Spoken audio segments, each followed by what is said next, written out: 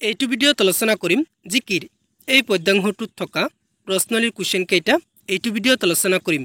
যদি তোমালোক কিবা বুজি নোপোৱা মোক কমেন্ট কৰি কবা, মই তোমালোকক ডিটেইলছত বুজাই দিবলৈ চেষ্টা কৰিম। তোমালোকৰ কাৰণে এটা হোৱাটছআপ গ্ৰুপ খুলিছো, ডেসক্ৰিপচনত লিংক আছে, জয়েন কৰি লবা। হোৱাটছআপ গ্ৰুপত সকলো সাবজেক্টৰ মোস্ট ইম্পৰ্টেন্ট কুৱেশ্যন PDF আকাৰে দি দিয়া হয়। যদি তোমালোক জয়েন কৰা নাই, জয়েন কৰি লোৱা আজিয়ে। এতিয়া আমি চাই লওঁ জিকিৰ এই পদ্যাংশটোত থকা প্ৰশ্নলিৰ কুৱেশ্যন কেইটা কি কি। প্ৰথমতে তোমালোক 1 নং কুৱেশ্যনৰ ক নং কুৱেশ্যনটো চাবা। জিকিৰৰ ৰচক কোন? কুৱেশ্যনটো কি কৈছে? যিকোনো কুৱেশ্যনৰ উত্তৰ কৰোতে প্ৰথমতে কুৱেশ্যনটো বুজি লবা, তাৰ পিছত উত্তৰ কি হ'ব সেইটো চাবা। এতিয়া আমি প্ৰথমতে কুৱেশ্যনটো বুজি লওঁ। জিকিৰৰ ৰচক কোন সেইটো আমাক লিখিব কৈছে। এতিয়া তোমালোক মনত কৰিবা জিকিৰৰ ৰচক হ'ল আজান ফকিৰ। বুজি পালা? এতিয়া আমি চাই লওঁ উত্তৰটো। উত্তৰ জিকিৰৰ ৰচক আজান ফকিৰ হৈ গ'ল। এতিয়া আমি চাই লওঁ খ নং কুৱেশ্যনটো কি আছে। জিকিৰবোৰক কিহৰ লগত তুলনা কৰিব পাৰি? কুৱেশ্যনটো কি কৈছে? জিকিৰবোৰক কিহৰ লগত তুলনা কৰিব পাৰি সেইটো আমাক লিখিব কৈছে।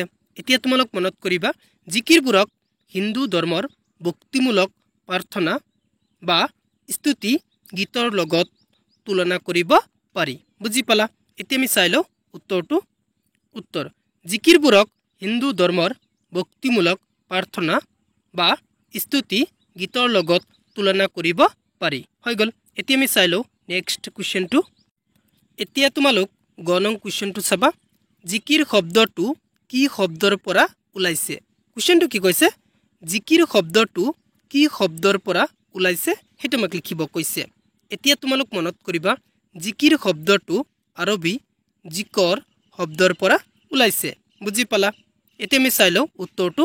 উত্তৰ জিকিৰ শব্দটো আৰবী জিকৰ শব্দৰ পৰা ওলাইছে। হৈ গ'ল। এতিয়া আমি চাই লওঁ নেক্সট কুৱেশ্যন কি আছে। এতিয়া তোমালোক 2 নং কুৱেশ্যনটো চাবা। তলত শব্দবোৰৰ অৰ্থ লিখা। ৰচুল, মমিন, ৰহম, কুতুব, বান্দা। কুৱেশ্যনটো কি কৈছে?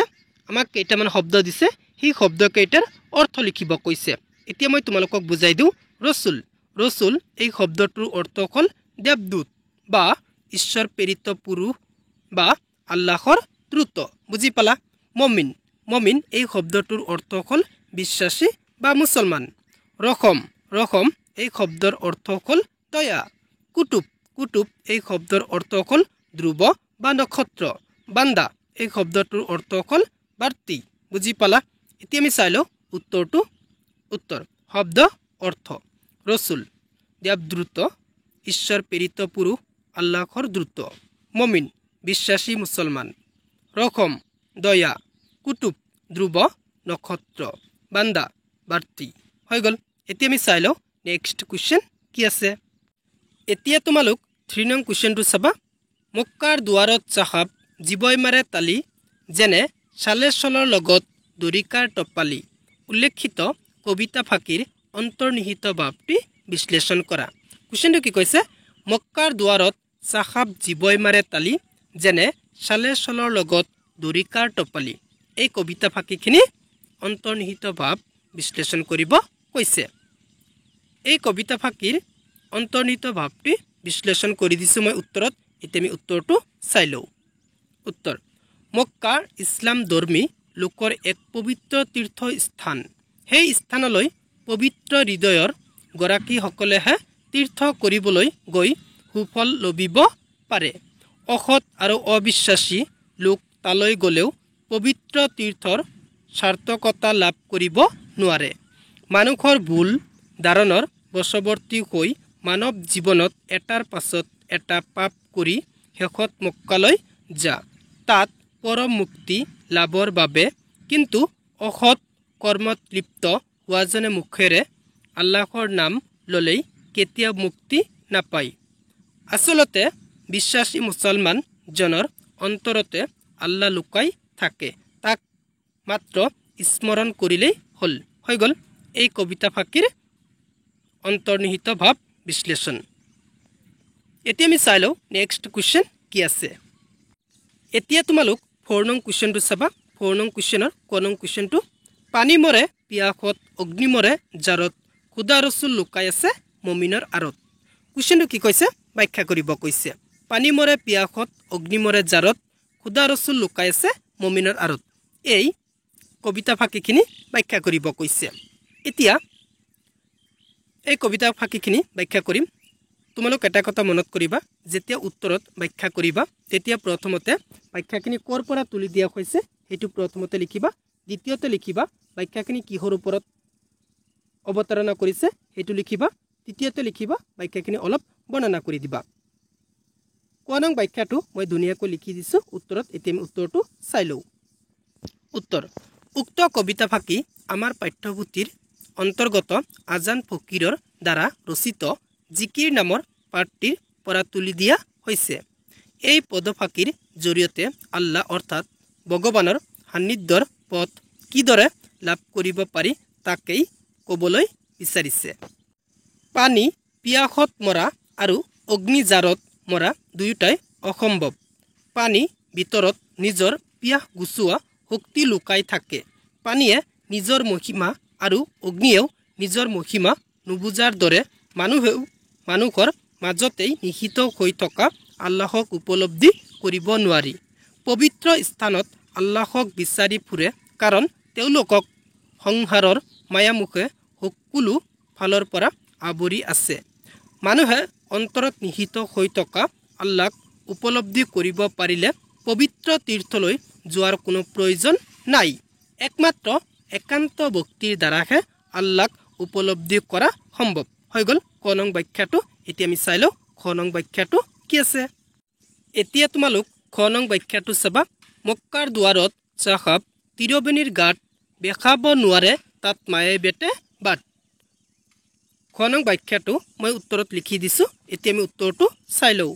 উত্তৰ: উক্ত কবিতা ফাঁকি আমাৰ পাঠ্যপুথি সাহিত্য সুবাসৰ অন্তৰ্গত আজান ফকীৰৰ জিকিৰ আৰু জাৰি পাঠটিৰ পৰা তুলি অনা হৈছে। কথাফাঁকিৰ জৰিয়তে আজান ফকীৰ চাহাবে মক্কাক ত্ৰিবেণী সংগমৰ দৰেই পবিত্ৰ স্থান বুলি উল্লেখ কৰিছে। এই দুই পবিত্ৰ স্থানৰ উদ্ধৃতিৰে কবিয়ে মায়ামোহে মানুহক প্ৰকৃত কৰ্মৰ পৰা আঁতৰাই ৰখা কথাটো বুজাব বিচাৰিছে। ভাৰতৰ গংগা, যমুনা আৰু সৰস্বতী নামৰ তিনিখন নদী মিলিত হোৱা স্থানক ত্ৰিবেণী ঘাট বুলি কোৱা হয়। হিন্দুসকলে ত্ৰিবেণী ঘাটক তীৰ্থস্থান হিচাপে প্ৰতি বছৰ তীৰ্থ কৰিবলৈ যায়। ঠিক তেনেদৰে মক্কা হৈছে মুছলমানসকলৰ ত্ৰিবেণী ঘাট অৰ্থাৎ পুণ্য স্থান। তাত প্ৰতি বছৰ লাখ লাখ মানুহ হজ বা তীৰ্থ কৰিবলৈ যায়। তীৰ্থ কৰিলে মানুহৰ পাপ মোচন হয় আৰু পুণ্য সঞ্চয় হয়, অৰ্থাৎ মানুহে মুক্তি লাভ কৰিব পাৰে। পুণ্য সঞ্চয় মাত্ৰ সেইসকল লোকৰ বাবেহে সম্ভৱ হয় যিসকলে সংসাৰৰ মায়ামোহৰ পৰা নিজক মুক্ত কৰিব পাৰিছে। কিন্তু মানুহ বিষয় ভাৱনাত লিপ্ত থকা বাবে তীৰ্থ কৰিও পুণ্য সঞ্চয় বা মুক্তি লাভ কৰিব নোৱাৰে। হৈ গ'ল খ নং ব্যাখ্যাটো। এতিয়া আমি চাই লওঁ গ নং ব্যাখ্যাটো কি আছে। এতিয়া তোমালোক গ নং ব্যাখ্যাটো চাবা। সজাৰ মইনাটিৰ অনেক যুগতি দেওমাৰী পাৰ হ'লে এৰিলে প্ৰীতি। কুৱেশ্যনটো কি কৈছে? সজাৰ মইনাটিৰ অনেক যুগতি দেওমাৰী পাৰ হ'লে এৰিলে প্ৰীতি। এই কবিতা ফাঁকিখিনি ব্যাখ্যা কৰিব কৈছে। ব্যাখ্যাটো মই ধুনীয়াকৈ উত্তৰত লিখি দিছোঁ। এতিয়া আমি উত্তৰটো চাই লওঁ। উত্তৰ: উক্ত কবিতা ফাঁকি আমাৰ পাঠ্যপুথিৰ আজান ফকীৰৰ দ্বাৰা ৰচিত জিকিৰ আৰু জাৰি নামৰ কবিতাটিৰ পৰা তুলি দিয়া হৈছে। মানৱ জীৱন যে ক্ষণস্থায়ী তাকেই উক্ত কবিতা ফাঁকিত উল্লেখ কৰা হৈছে। ইয়াত সজাৰ মইনা চৰাইক ৰূপকাত্মক হিচাপে ব্যৱহাৰ কৰা হৈছে। মানৱ জীৱন অনিত্য অৰ্থাৎ ক্ষণভংগুৰ। কোন মুহূৰ্তত মানুহৰ শৰীৰৰ পৰা আত্মা ওলাই গুচি যায় গৈ কোনেও ক'ব নোৱাৰে। নোৱাৰে হ'ব, প্ৰিণ্টিং মিষ্টেক হৈ গ'ল, নোৰে হৈছে, তোমালোক নোৱাৰে লিখিবা। সজাৰ মইনা চৰাই এটিৰ নিচিনা আত্মা এবাৰ গুচি গ'লে আকৌ ঘূৰি নাহে। সজাৰ মইনা চৰাই এটি যদি কোনো প্ৰকাৰে সজাৰ পৰা ওলাই যাব পাৰে তেন্তে সি কেতিয়াও ঘূৰি নাহে। সেয়ে মানুহে সংসাৰৰ অনিত্যতা অনুধাৱন কৰি মায়ামুখত আবদ্ধ নহৈ আল্লাহৰ চিন্তাত মগ্ন থকা উচিত হৈ গ'ল গ নং বাক্যটো এতিয়া আমি চাইলো নেক্সট কোৱেশ্চন কি আছে এতিয়া তোমালোক নেক্সট কোৱেশ্চনটো চাবা সমৰ্থক শব্দ লিখা চিন্তু গাত পিৰিতি আসমান দৰিয়া পিয়াহ বাট বেল কোৱেশ্চনটো কি কৈছে আমাক কেইটামান শব্দ দিছে সেই শব্দ কেইটাৰ সমৰ্থক শব্দ লিখিব কৈছে মই সমৰ্থক শব্দ কেইটা উত্তৰত ধুনীয়াকৈ লিখি দিছো এতিয়া আমি উত্তৰটো চাই লওঁ উত্তৰ চিন্তু বাবু গাত নদীৰ পাৰ পিৰিতি হ'ব প্ৰিন্টিং মিষ্টেক হৈ গ'ল তোমালোক পিৰিতি লিখি ল'বা পিৰিতি প্ৰীতি আসমান আকাশ দৰিয়া সাগৰ পিয়াহ তৃষ্ণা বাট ৰাস্তা বেল মৃতদেহ হৈ গ'ল সমৰ্থক শব্দ লিখা জিকিৰ এই পদ্যাংশটোত থকা প্ৰশ্নলি কোৱেশ্চন কেইটা এইটো ভিডিঅ'ত আলোচনা কৰিলো যদি তোমালোকৰ কোনোবা এটা কোৱেশ্চনৰ উত্তৰ কনফিউজ লাগে তেনেহলে মোক কমেন্ট কৰি কবা মই তোমালোকক ডিটেইলছত বুজাই দিবলৈ চেষ্টা কৰিম যদি তুমি মোৰ চেনেলত প্ৰথমবাৰৰ কোৱা মোৰ চেনেলটো সাবস্ক্ৰাইব কৰিবা thank you watching the video'